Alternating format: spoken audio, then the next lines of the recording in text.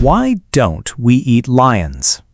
Imagine walking through a supermarket and seeing chicken, beef, fish, and even exotic meats in the freezer. But there is one animal you almost never see behind the glass: a lion. We eat many animals on Earth, so why don't we eat lions? Is lion meat dangerous? Does it taste terrible? Or is there something deeper about our relationship with one of nature's most powerful predators? To understand this, we have to go back thousands of years, to a time when humans lived much closer to wild animals. Ancient humans hunted almost anything they could safely catch: deer, wild cattle, horses, boars, birds, fish, and countless other animals became sources of food. Lions, however, were a very different story. A lion was not simply another animal wandering through the landscape. It was a dangerous predator capable of hunting humans themselves. For early humans, food had one simple purpose: provide enough energy to survive. Hunting a lion was an extremely dangerous way to get a meal. A group of hunters could spend hours preparing an attack, only to risk serious injury or death. And even if they succeeded, the amount of meat they gained was not necessarily worth the danger. Compare that with hunting a deer. A deer could provide a large amount of nutritious meat while presenting far less danger. From a survival perspective, the choice was obvious. Why fight the predator when you can hunt safer prey? But danger is only part of the story. Lions are built very differently from animals that humans commonly raise for food. Over thousands of years, humans domesticated animals such as cattle, sheep, goats, pigs, and chickens. These animals gradually became part of our food systems. We could breed them, feed them, protect them, and reproduce them in large numbers. Lions never followed that path. They remained wild predators. And this matters because eating an animal is not just about whether its meat is technically edible. It is also about availability. If an animal is difficult to capture, difficult to raise, dangerous to handle, and expensive to feed, humans have little reason to turn it into a regular food source. Think about a cow. A cow eats grass and can live alongside humans. It grows large, produces a lot of meat, and can be managed relatively easily. Now imagine trying to build a farm filled with lions. You would need enormous secure enclosures, specialized food, trained workers, and constant protection. Lions are carnivores, so instead of feeding them grass, you would have to feed animal-based food. You would essentially need to feed one animal with other animals just to eventually obtain meat from it. Economically, that makes very little sense. There is another important reason. Lions have always had a special place in human culture. Across different civilizations, lions became symbols of strength, courage, royalty, power, and protection.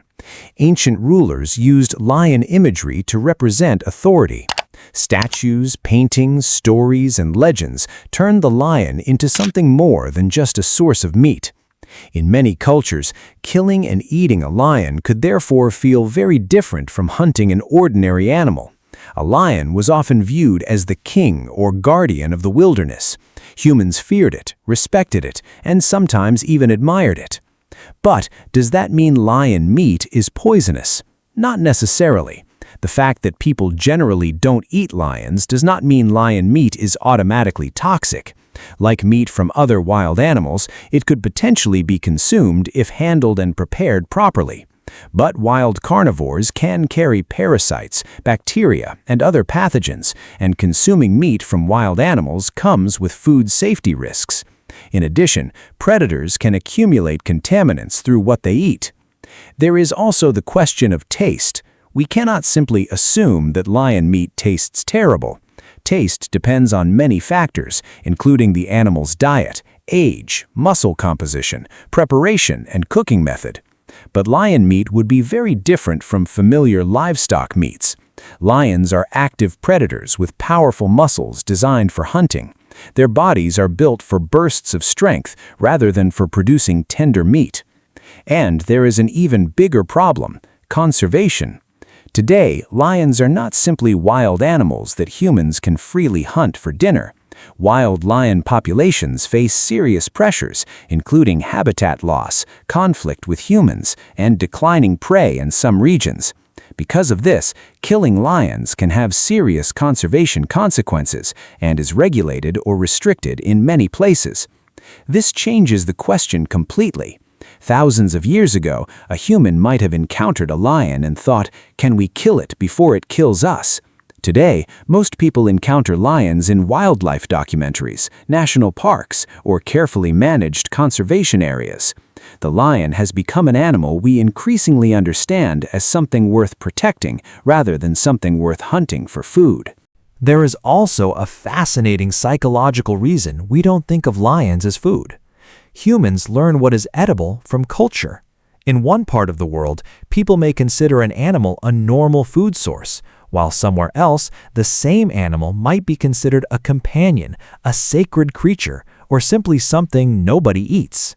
So when you look at a plate of chicken, you are not just seeing biology, you are seeing thousands of years of human history, agriculture, culture, economics, and tradition.